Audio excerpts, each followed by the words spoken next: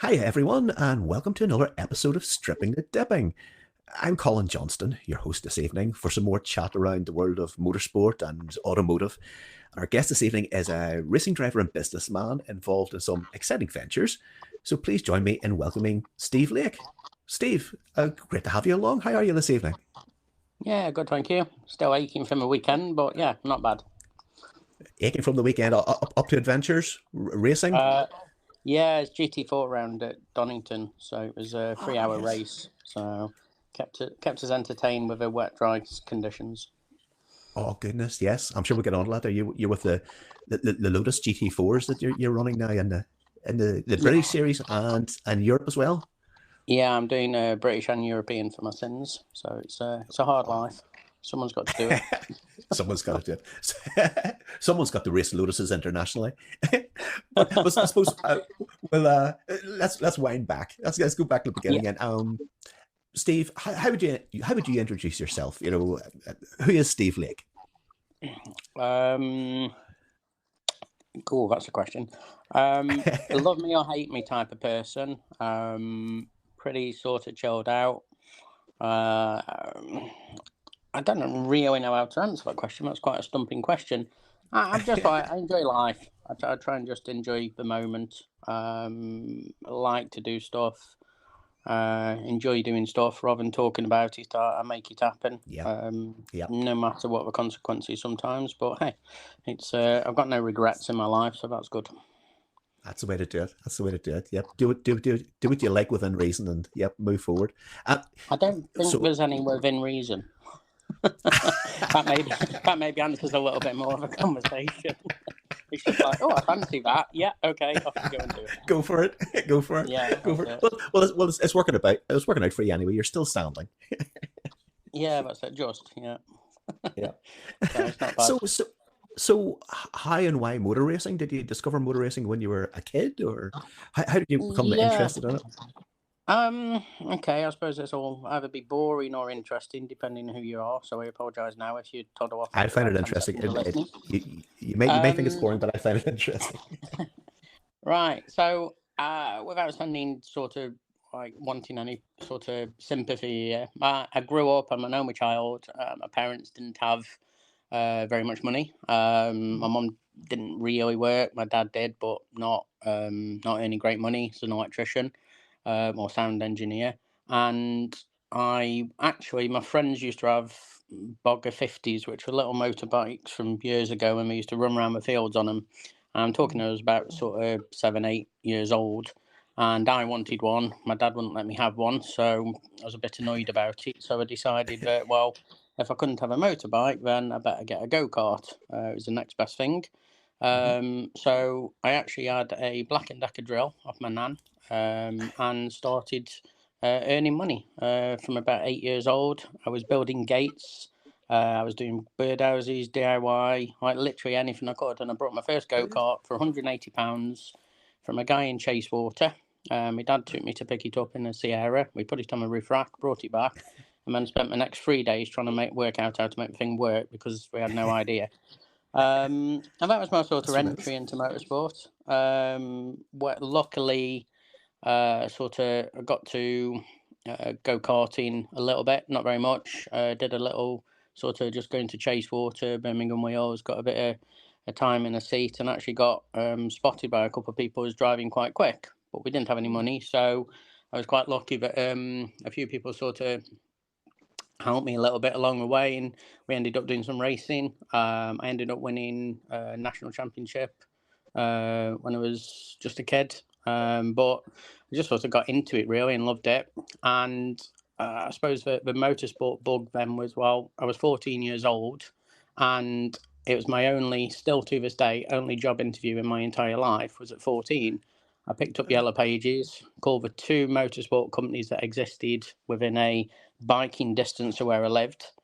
And actually called the first one, which was a Danish rally team. Asked if I could come and work there. Didn't want paying, I just wanted to come and be involved.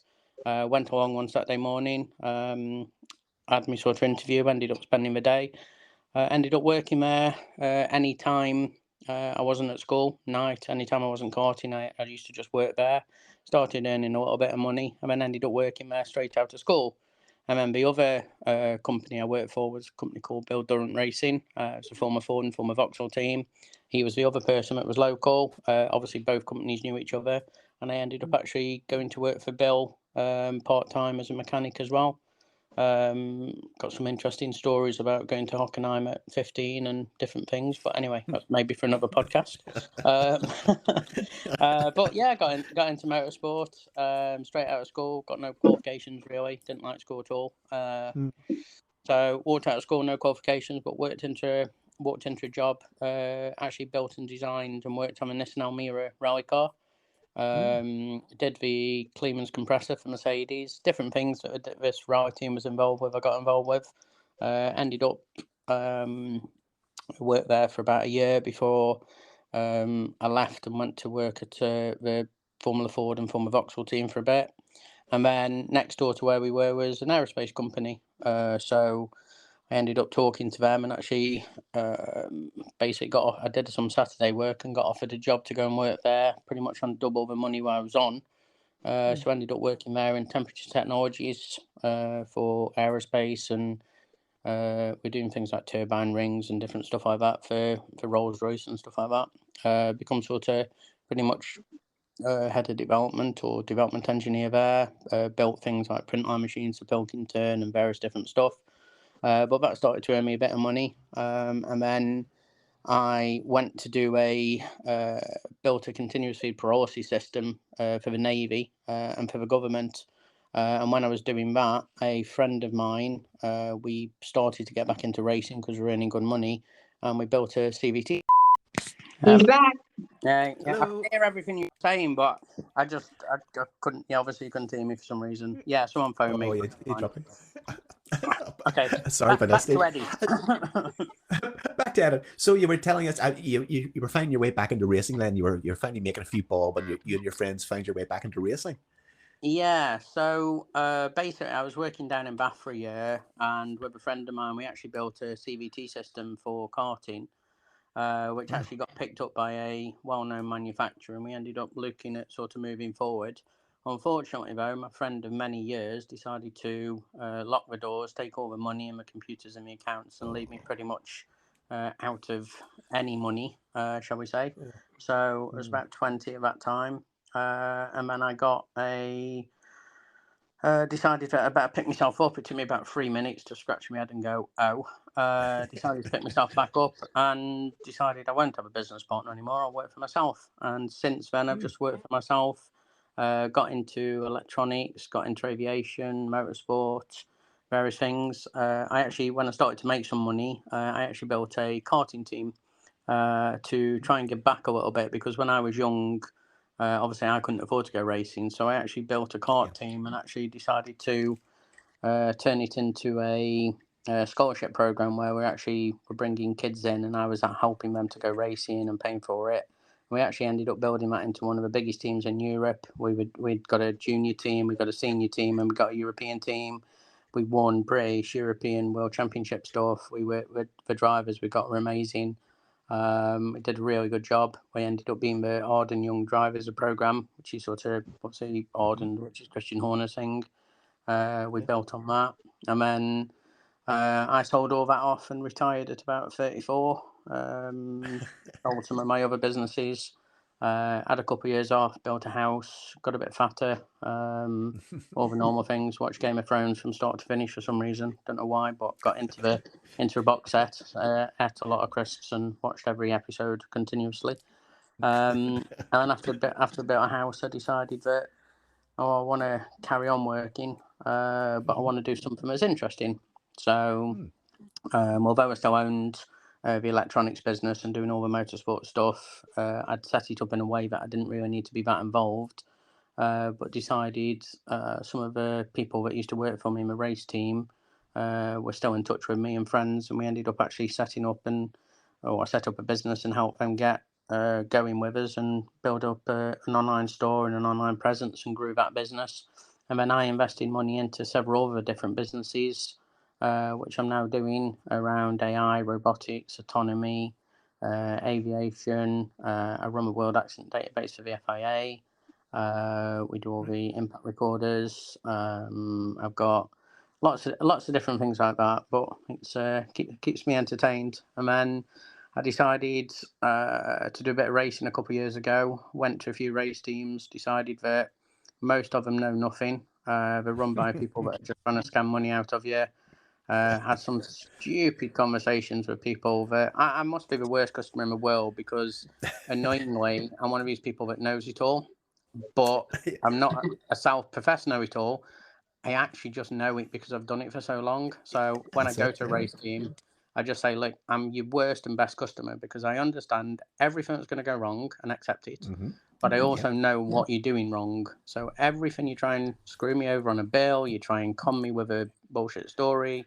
I can read data better than anyone in the world. So when I'm looking at the data and someone's like telling me something, I'm just staring at them thinking, like, you have no idea what you're on about. And as I say, as a customer, I must be horrific. But anyway, so I did a bit of radical racing, which was great fun. I love doing that. The cars are amazing, but just didn't sit. The team I was with just didn't feel right for me. I wanted to go to Factory Radical, but they got their own dilemmas going on at the time, so there just wasn't ability to do that. So I stopped that. I did a bit of GT racing abroad for a bit of fun. Built a car myself with some friends. We had a bit of fun with that. And then I did a bit of mini last year. Biggest waste of money I've spent in my entire life for the championships. Beyond corrupt. The people are terrible. I won't go into the exact politics of it all, but yes, it was very messy. Spent astronomical amount of money to be just screwed over and just had to walk away. But put a pin in it. I'm not bitter about it. It was a life experience, but I just decided there's no point paying people to do something I can do better myself. So one of the lads who was racing in mini with, become a real good friend of mine, Jordan. We decided, had a bit of a chat and said, let's go and do some GT racing, have a bit of fun together, and then decided, well, if we're going to do that, I've got most of the infrastructure, I've got units, I've got everything we needed to do it. So let's set up a team and have a bit of fun together. So that's where we've come to now, and I set up Mahiki Racing as a bit of fun. It's not a profitable thing, or it's not for profit. It's set up. I've employed quite a few people full time, so all the guys know that we've got good job security. And we're running a couple of kids in Europe and a couple of people in the UK. And the nice bit about it is the kids I know from karting, so like Nathan and Dexter and stuff used to race for me when we were kids. So I've known them grow up in the kart teams with me. They've gone off and won various different championships and different things that we've done. And then because I've set up this, they come back to race with us, and we're going racing. And I want to do the same thing where we build this into a really nice sort of team, have a bit of fun with it, become a bit of hopefully a Red Bull-esque type team in the paddock. So once we actually sort out the foundation bit, we'll grow it into something cool and fun. And then I've got my own personal, I suppose, ambitions to go and do Le Mans in the next sort of few years. So hopefully going to drag the guys that are involved with me to come and do that with us and have a bit of cool time doing it, hopefully, all being well. Fantastic. Well, it's a hell of a CV, Steve. So it is. It's That's a short version, trust me. It's fantastic. I can't help but feel that it all comes back to that. Almost by 10 years old, you were the complete article, because you'd had the initiative and the gumption to get the electric drill and go out there and do it for yourself. And by 10 years old, you had engineering, you had the get up and go, you had the savvy, you had the beginnings of getting the mechanical nous with the go-karts, and it's just blossomed from there. Yeah, basically, I've always said I'm not clever, I'm logical, and I'm smart enough to know that I surround myself with clever people. Try to. And I try and just basically not waste my time doing something I know I can't do. And I can work most things out quite quick, but I can work out quite quickly if I'm going to get to it. And if I can't, then find a person that can. Inherently, I'm insanely lazy is the actual honest answer to all of this. I always sort of giggle about the laziest man in the world invented the wheel because he was bored stiff for carrying the thing up the hill. And it's true. Yeah. Everything I sort of do, I do in a very, okay, is there an easier, better, simple way to achieve this? Yes. And the irony is, I'm in technology. All my businesses are technology based, but I hate technology. I find 95% of it just pointless. There's just Yes. like, you walk into a room and you can turn a switch on and your lights come on. No, Yeah. there's an app for it, with an iPad, with a controller, with a whole server room that's using 20 times the amount of electrics needed to turn the damn Exactly. light on. And if the internet don't work, the lights don't work. And you just think, oh my good God. Stuff like that, I just find it crazy. But this is where I think we're quite good with technology. I just look at things, okay, what do we need to achieve? How do we achieve it? And do it as simple as possible, or try to anyway. And that's my sort of ethos. Yeah, so actually going back to your first question, who am I? I'm the laziest person you'll meet.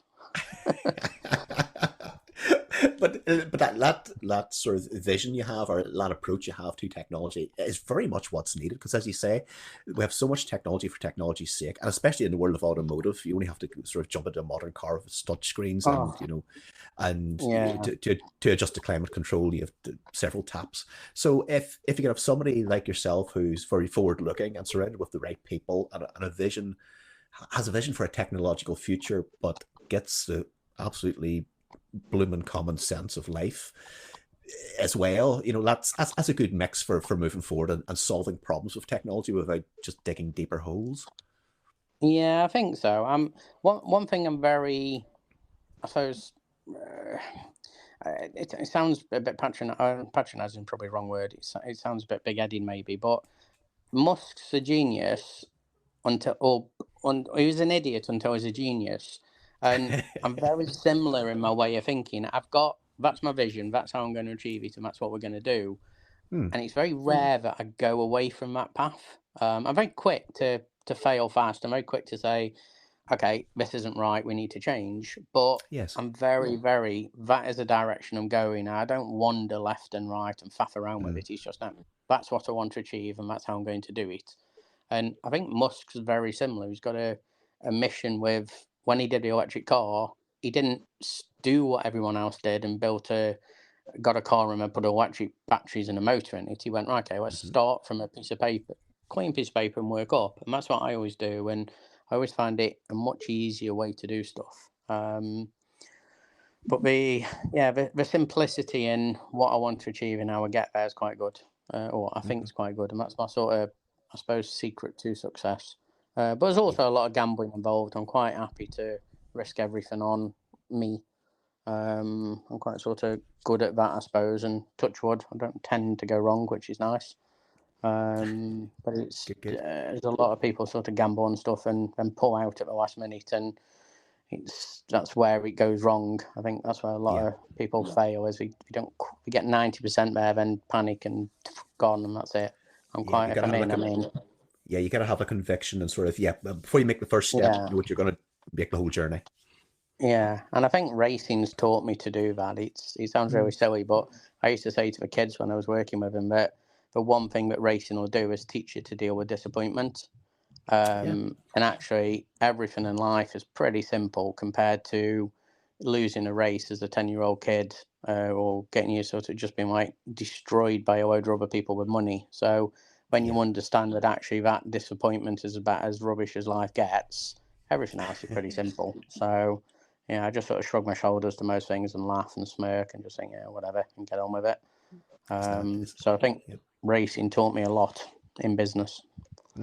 Yep. Well, I suppose that's the Niki Lauda saying, isn't it? That it's the times that you're defeated, the times that you're beaten is when you learn. So you stand up, you brush yourself down and think, well, what went wrong there, and you go again. Yeah, exactly that. Yeah, it's, as I say, from the racing when I was a kid, and I remember racing once, and we got beat by a load of people, and my dad was sort of upset, and I was in tears because there was just no way to compete with these people with all this money.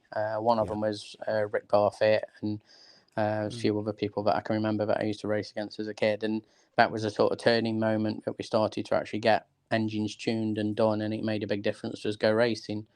So yeah, you have those things happen, and then, as I say, when I got ripped off by a friend, I could have been sad. I could have gone and beat him up. I could have whatever you want to call it. And actually, it genuinely took me less than 3 minutes to decide it's the best thing that could have happened. I get on with my own life. I actually broke into where we were, stole all the stuff that belonged to customers, and then drove around the country giving it them back and apologising that it had gone wrong. And actually, it was one of the best things I did. So I still deal with some of those people now. And one of the people that I actually give the stuff to actually works for me now. So it's amazing how sort of things move around and change. But yeah, I've always lived by quite good morals, and I've always been very straight with people. Find it much easier. And everybody always falls out about money, so it's easier to ignore it. Well, that's it. That's it. Well, doing the right thing, never does any harm. So yeah, as you say, you do right by people, treat people right, and it whatever you want to call it, karma or whatever, it always comes back to you. So it does. Yeah. Yeah, you mentioned Mr. Musk. Got to mention in passing. One of your businesses seems quite heavily involved in autonomous vehicles. I was looking online. That's a very interesting thing. Autonomous vehicles, perhaps not so much in terms of we're thinking of the car of the future driving itself to the shops, but small working vehicles for agriculture and military use, etc. That's an interesting field, I would imagine. Yeah, so I won't bore you with a long story again, but we basically got involved with a company that were doing the pods at Heathrow, and they were actually got a contract for Korea to make a self-driving vehicle. And at the time, my company was doing the electric motors, controls and stuff to actually make it all work, so the drivetrain of a vehicle. And someone else was actually building the control system, which is the autonomous part. And this had been going on for about 18 months. And I called a meeting and just realised that actually no one had any idea how to make this thing drive, because no one had asked me for the information in how to make the motors work. So I knew it was a little bit fake, but we were 3 weeks away from going to Korea. So we sort of had a bit of a conversation, and I just said, just don't pay me. I'll just sort this out. It can't be that hard. For Christ's sake, other people are doing it. Went and spoke to a couple of people that sort of work with me. We sat down, and within 3 weeks, we designed and built a fully autonomous self-driving vehicle control system, put it on top of the vehicles, had them driving around, picking up people, dropping them off, avoiding objects and stuff like that. And the reason we could do it so fast was everything in motorsport happens at 200 mile an hour. So all the controls, the systems, everything happens fast. Self-driving vehicles are pretty dumb, to be honest, to drive quite slowly. So we did that project, went to Korea, won this contract, different things, did a few other projects for different people, moved hundreds of people around on a bus. So there's some talk at the moment around, there's a bus that goes over the Forth Bridge, and it's like, the first time we've moved passengers. We did this years ago. It took me 250,000 quid and took me about 3 months from start to finish, including being the first company to actually get a public trial with people and insured. So when these people are on TV saying, it's the first public trial, we moved hundreds of people around at airports and stuff. It's all just nonsense. But the self-driving thing is majority smoke and mirrors, complete nonsense. It's quite funny. So we sort of looked around it a little bit, went to some meetings. I'm quite outspoken, as you can probably tell. And I just sat in these meetings laughing my head off at these people talking about getting government grants to make stuff drive around. And I just thought, it's just a scam. But the UK government have put £440 million into self-driving autonomy programs in the last 3 years. Crazy. And the only 2 projects that I've ever driven are the 2 I've done. And we charge 250 grand for each of them. So it gives you some idea of how much money is wasted. It's genuinely just gobsmacking. So I basically got involved in this. A couple of the guys that I'm involved with sort of liked it, so we decided to do a little bit more. And then I actually, like most things, decided to do it on steroids. So I'm actually just going through public listing at the moment, and we're looking at putting the company onto NASDAQ. We're going to be hopefully the first self-driving company that's listed on NASDAQ. I own all the company, so I've given some shares to different people that work with me, but I'm going to be pretty much one of the biggest shareholders of any NASDAQ listed company in the world. We're going to list it. We've had it valued at about 770 million. It's fully funded by me. The entire project's been sort of funded by the sort of company itself, and then we're looking to list on NASDAQ. And honestly, it's a bit of a marketing stunt, very similar to a Tesla scenario. But we're focused on reality, which is off-highway, controlled environments, moving people, mobility, logistics, farming, agri-tech, stuff like that. So we're very focused. We do all of it ourselves. We're one of a few companies in the world, as like us, Google and Tesla, that do it in the way we're doing. Everybody else is buying parts off people and then bolting them together to make it work. We actually build all the software, the hardware and firmware ourselves. So we've got complete control. 100% of the IP belongs to us. We can drive around without GPS. We can drive around using various different techniques, and we're one of the only companies in the world, as us and Google, that don't actually, us, Google and Tesla are the only three companies in the world I know of that don't use LiDAR to drive around, which is the biggest reason that all these self-driving car companies can't build anything or make anything, is because they don't know how to drive around without LiDAR, because it's something you pick up, you buy. Most of these people that have set up companies are university students that have had a cheap LiDAR sensor, or have done a project where you build my first sort of self-driving robotic car. But we actually, again, started with a clean piece of paper, built it from the ground up, and we've got vehicles driving around. We've got agri-tech vehicles, JCBs, farming mowers.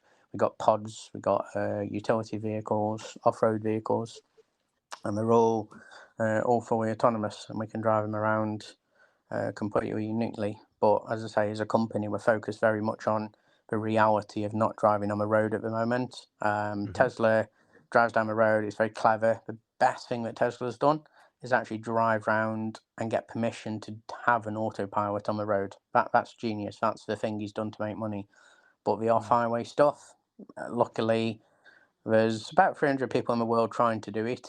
There's a couple that are actually able to make something drive, but they're all using LiDAR, which is someone else's stuff, and then we're doing our own thing, which is great. So hopefully, as I say, if we can just pull the paperwork and stuff together for this listing, then we'll actually announce, and hopefully later this Q4 this year, push it out to the world and go, ta-da, look what we can do. Fantastic. Well, two things that come to mind from that. First of all, I think when you go public, I think also it'll take your story public as well. Yeah. I think you'll open a lot of eyes and shake a lot of people when they actually do appreciate what you guys have achieved and what you're planning to achieve.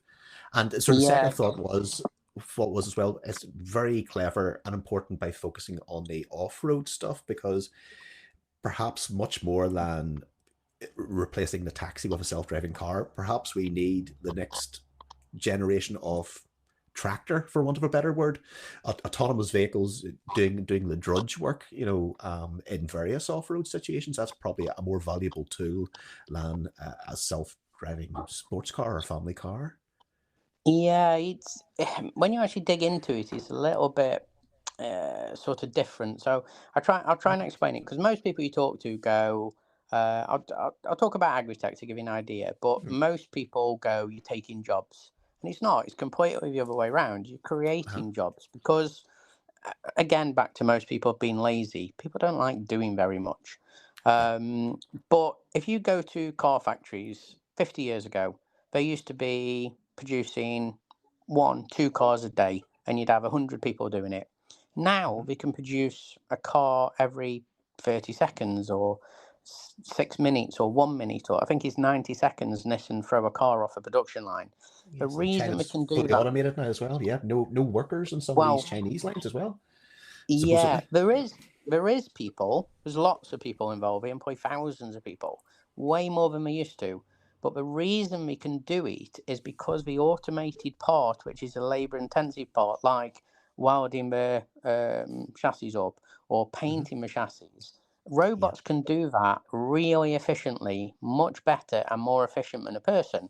So the bottleneck disappears. So what happens now is you can employ 1,000 people before the line, because the bit that used to take all the time is now done by robots. So autonomy has actually created jobs, not the other way around. And this is the same in what we're doing. So farming, for example, yes, you could say, oh, it can drive up and down and do some boring stuff where they're ploughing seeds and they're dropping stuff. Yeah, that's great. It can, but that isn't actually where autonomous vehicles come in. The way in which we actually help a lot more is in the high value crop areas, because it's not that we save money, it does, but it creates a better yield. So, for example, most tractors you see on the road are really big. And the reason they're really big is because the guy buys our tractor to do 50 jobs. Whereas if you go back in time, you used to have a man with a horse and a little plough, and he used to plough the field, but he used to get a really good yield from it. Now, to get that same yield, we have a massive tractor which compresses all the soil. So you then need a big tractor to then tow a big hoe behind to turn all the soil over to create the ability to get the crop in. That crop then doesn't grow as well because it can't break the soils enough. So you actually lose about 30% of the yield because the tractor's heavy. You damage the soil. You then have to put all the pesticides and nutrients in to try and help it grow because you damage the soil. And every 3 years, you have to leave a field where it can't do anything. But if you had lighter tractors, they don't compress the soil as much, so we don't need to turn it over as much. So you can actually get a better yield. The tractor can go over smaller. It can autonomously, perfectly line out the seeds. It can put the seeds in itself. But then the next bit of the nutrients, you're not throwing on a blanket set of nutrients all over the field, which would help some parts of the field, but destroy the other natural nutrients in the soil.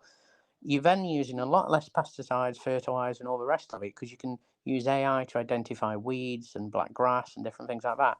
So all of a sudden, you're not damaging the soil. The natural ability for the earth to grow plants and crops is way better than any of the chemical stuff. So by not damaging the soil, you get faster, better quality vegetables, or produce better lettuces.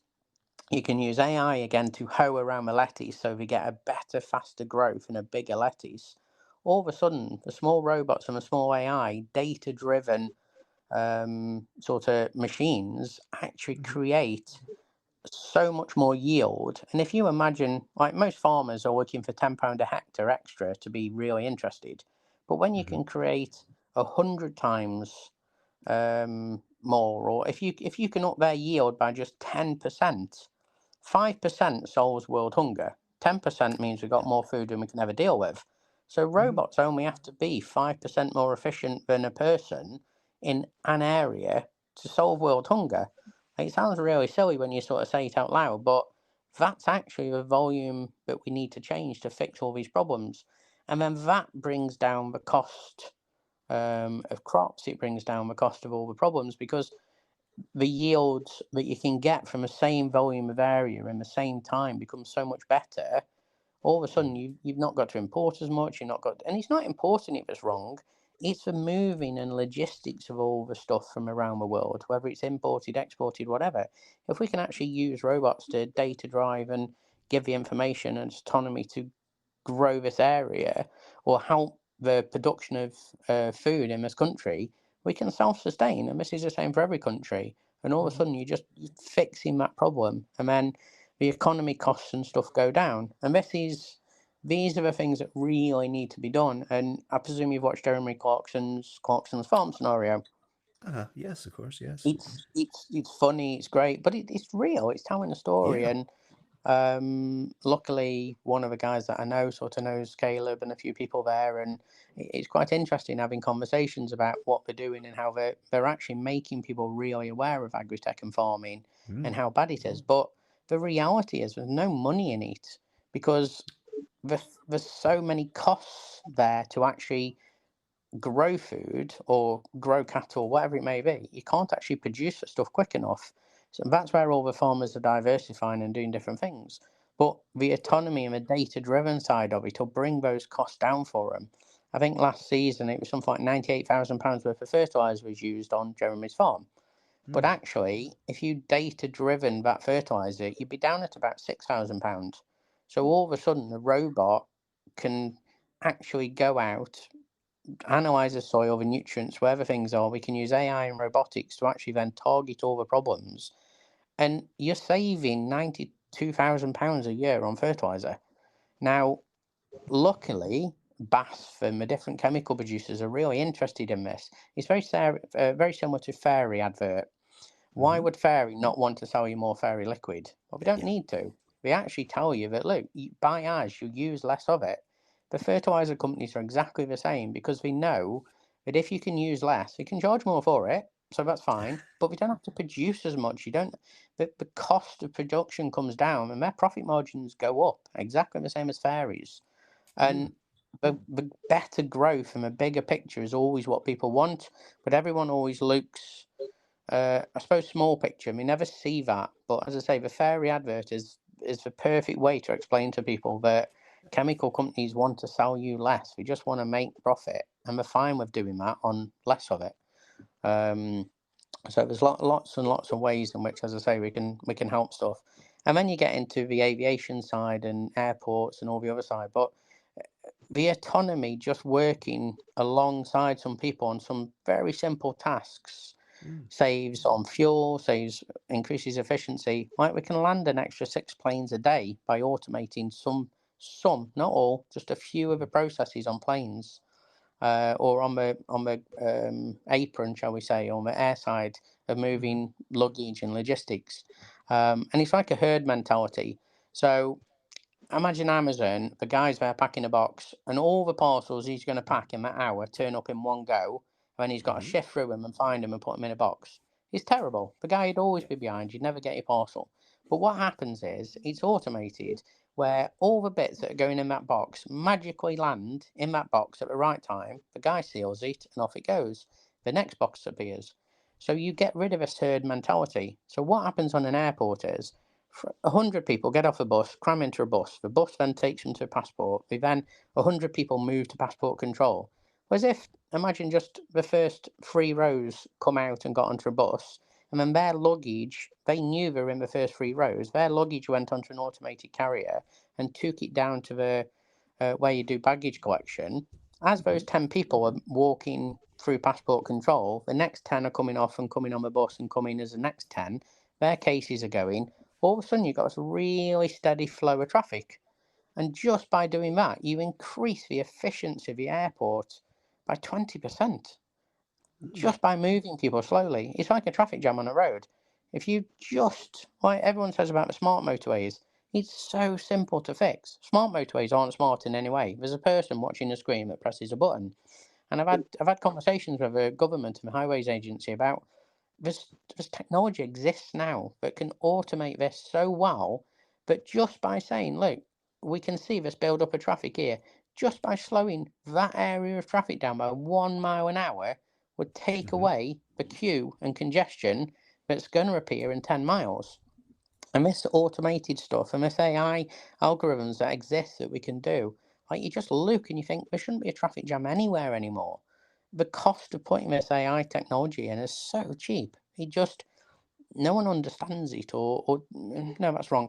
There's only a few people understand it. Lots of people talk about it, but it just needs doing and implementing. And as I say, it's just, whether it's a traffic jam, whether it's moving people around, there's so many technologies that exist at the moment that could just fix so much. It just needs doing.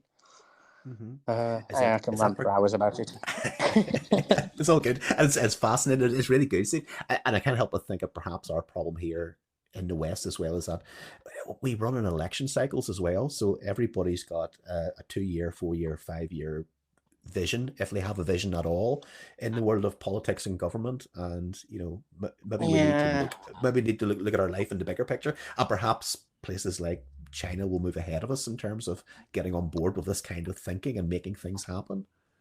Well, what we are as a nation, I'm not very much into politics, to be honest, but I suppose my view on it is we're actually becoming a third world country really fast, because we don't actually generate any money anymore. Everybody works for the rich person. So the rich person's got gardeners, chauffeurs, I don't know, photographers, whatever it is.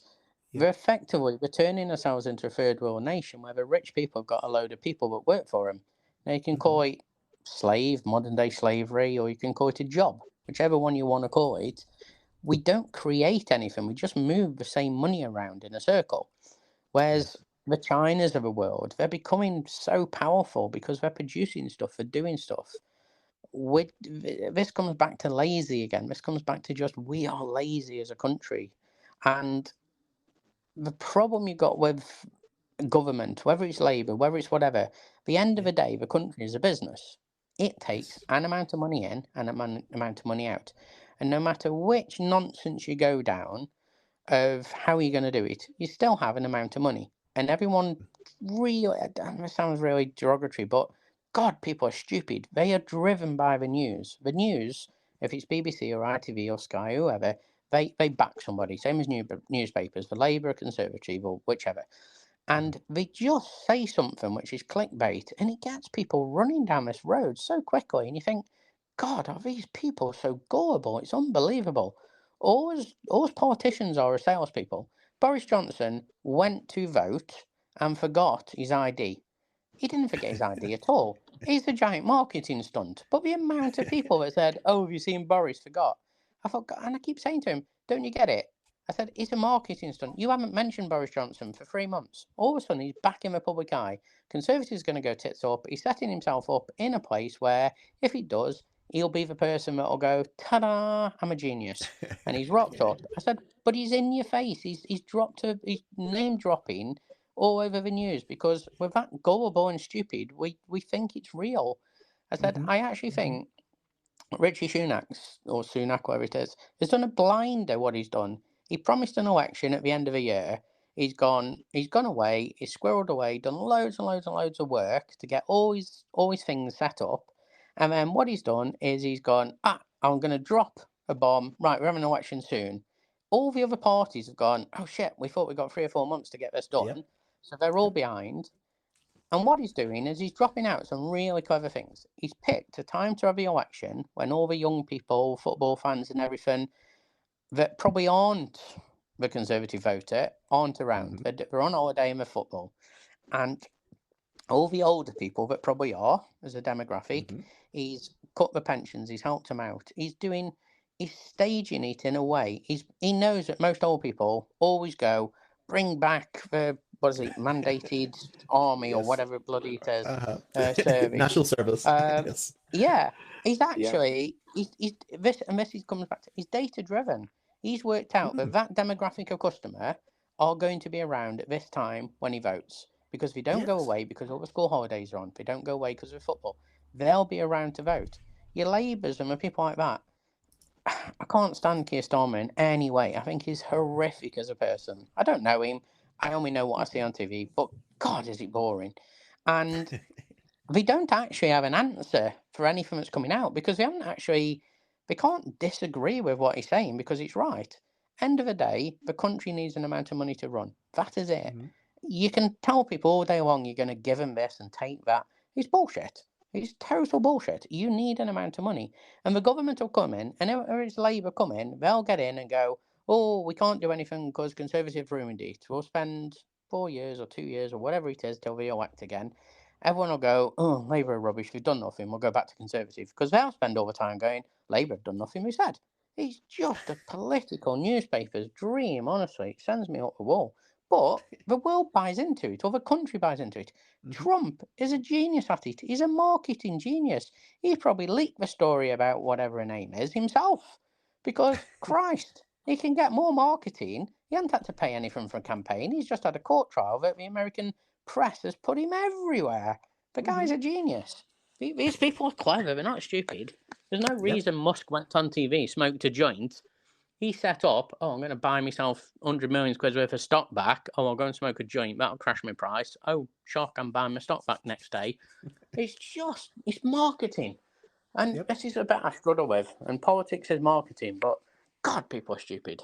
And that's going to probably come across really wrong, but fact of the matter is, I actually had someone knock on my door once and asked about, and trying to tell me something on politics. And I let rip for about 15 minutes. And she tried to get me to be head of I don't know, whatever the political thing is around here, like the local election thing. I'm probably not the person to stand up and talk in front of people. But anyway, never mind. That's me. Well, here from most of this out of a conversation, yeah. But anyway, we'll go with it. It's all good. Well, here from those British institutions to another British institution. Tell me about the Lotus GT4 car. It's a new project from Lotus, and it's new to you guys as well. Tell me all about it. Are you pleased with the machine itself and how it's going? Yeah, Honestly, we got involved with a project right at the start. So one of my electronics companies was working with Elise and Exige, and we did all the final runs and different stuff. And I got involved with the Amira project right at the start. And then obviously the GT4 side was quite exciting for me. I think I started around 2018 area, 17, 18. So it's been going on for quite a while. But Lotus have obviously gone through various different stages. We've been brought out by Geely since then. And different things. There's been quite a few staff changes, but the key sort of people, Gav Kershaw, Louis, people like that are still there, and they're sort of like the key people behind all this happening. So if you're going to go racing, there's two ways to do it. You go and buy a car that won last year and drive it around and go, ta-da, I'm driving the car that won. If I was going to enter F1, you go and buy a Red Bull and race it. So that's option one. Or option two, as I always say, start with a clean piece of paper. Right, what car do we know? Right, I know the manufacturer, I know the people, I've got direct contact, I can talk to them. Called them up and said, look, I'm going to build a race team, I want to go GT racing, what can we do? Spoke to a couple of people that used to work there, let's just call them Muppets, complete bunch of Muppets, they're not there anymore, they left. Then spoke to Gavin Louis, which I've known for a while now, and to be honest, most of us come from Louis Kerr. So we had went over to F4, had a sat down and said, look, I'm willing to run with Lotus, but what I want is an open book policy that we know what's going on, we know how it's going on, and we can see what we can do. Lotus can't help financially, they can't do anything with it, which is a real shame. GT racing is customer racing, it's meant to be for middle-aged men to go racing. The reality is it's a bunch of kids now. But anyway, let's go with where are we going. So we looked at the car. The guys at Lotus let me take away a car and have a bit of play with it, see what I thought. We spent a few months testing, did a lot of miles in it, and actually got to a point of going, yeah, okay, I think there's got some real legs. In the background, started to obviously talk to some people I knew, employ some people, get some things set up, ready to go and build a team next year. And then we decided we basically got 5 cars now. So invested the money in some cars, paid the entry fees for British and European championships up front before we did anything. So the entry fee alone was over £120,000. So yeah, we put £1 million down, or probably over that, probably £1.5 million down before we actually did anything, and said, right, let's go racing, man. And then spoke to a few people and said, look, I've got a race team, fancy coming along. So we made a commitment to Lotus. Lotus in return made a big commitment in saying, yeah, okay, you're going to be the team that's going to basically either make sure we never sell another car ever or sell a car. So they've got as much riding on this going well as us.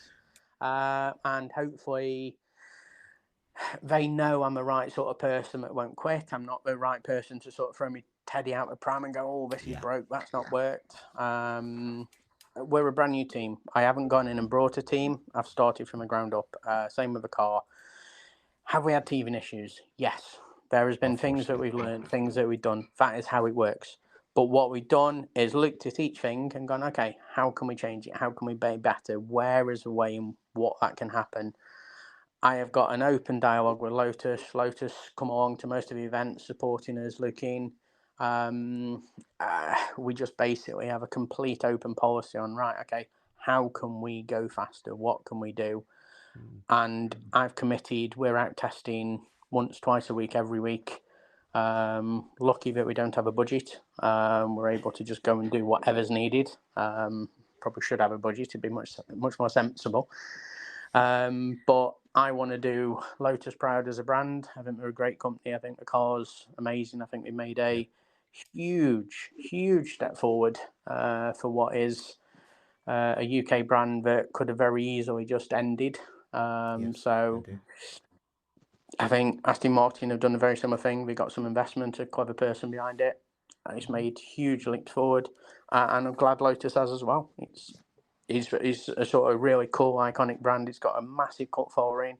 Everywhere we go, I can honestly say we've probably got the busiest group of people outside the garages, the biggest and best following. The fans are really nice. They love the branding, the cars.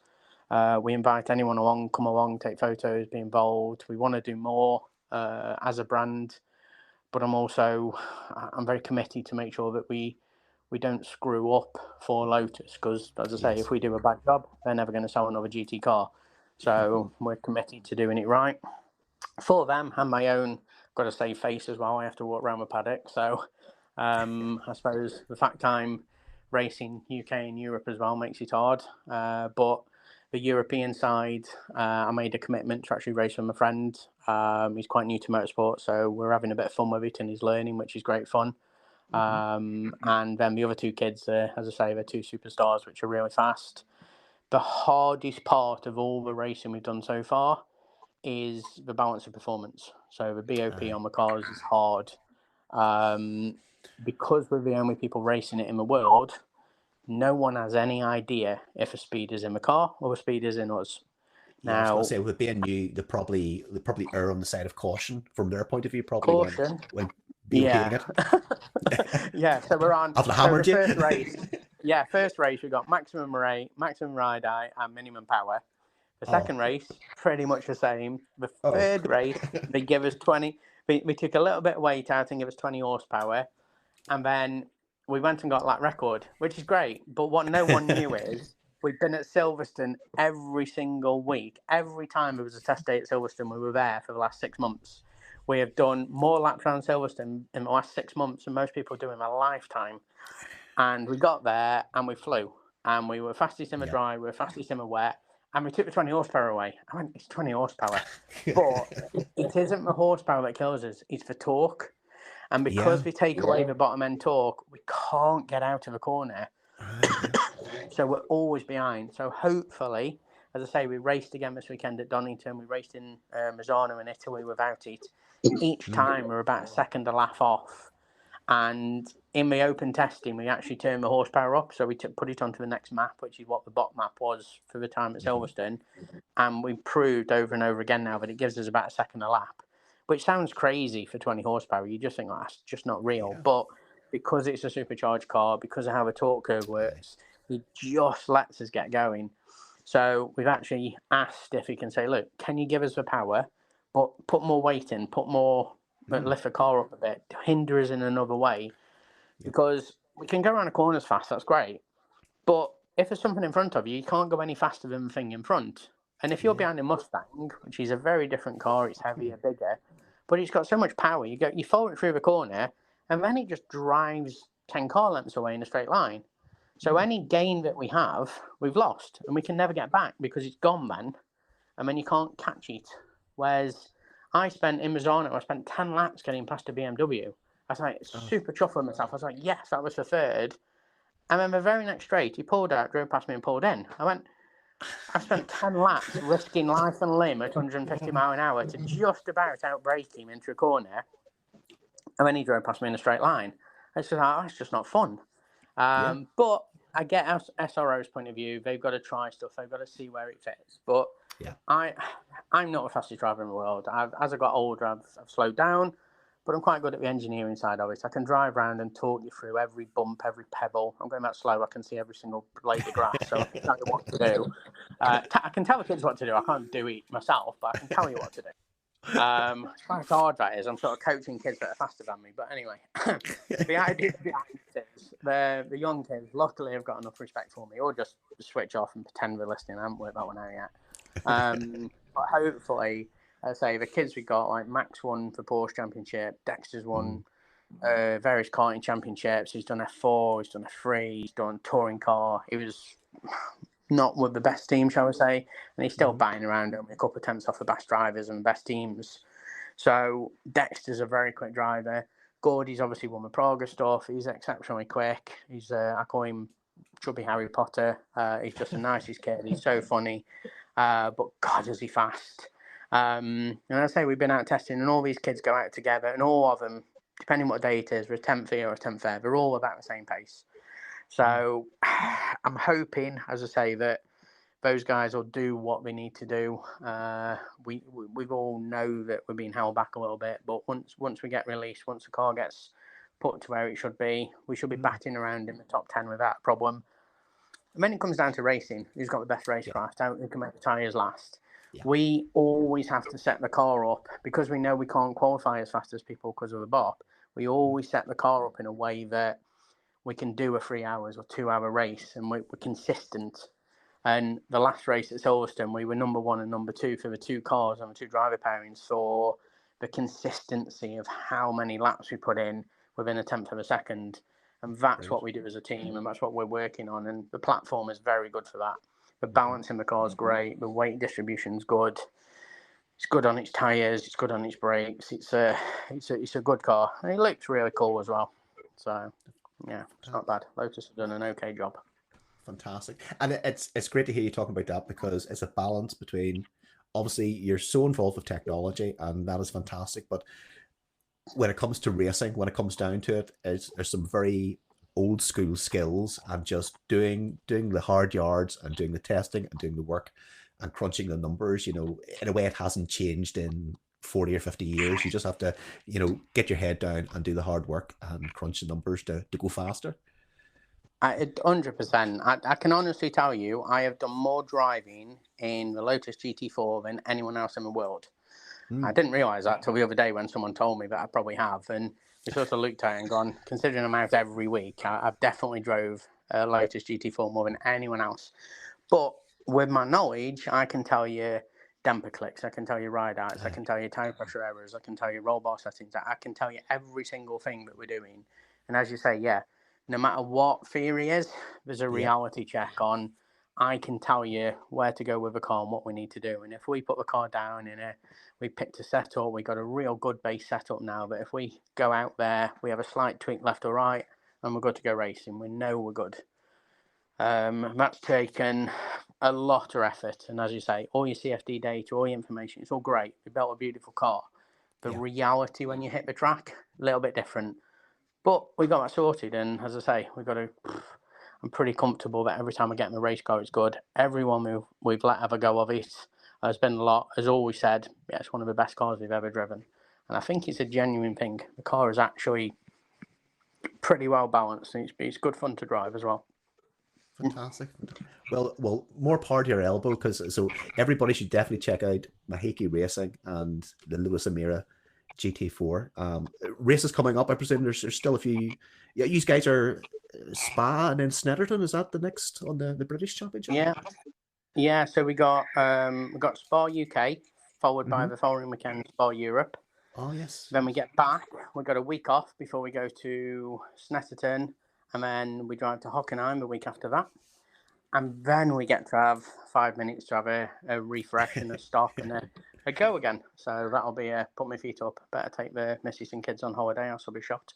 But yeah, that's the next step in my life. And then I could actually go to a gym at some point. I'm the most unfit person at the moment ever. I spend all my time working, but I'm sort of race fit, but I'm not actually fit. So I wander upstairs and go, I need a ventilator at the moment. So maybe need to put some effort into that over summer. But anyway, don't tell anyone.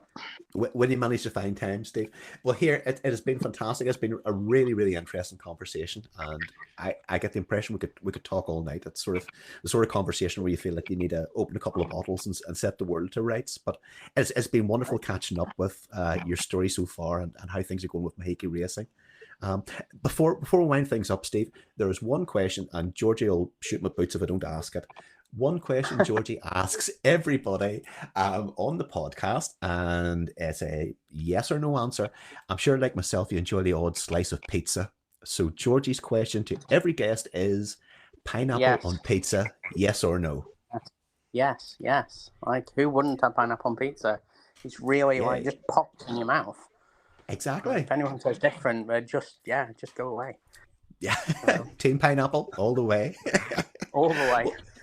Well, here, Steve, thank you so much for your time.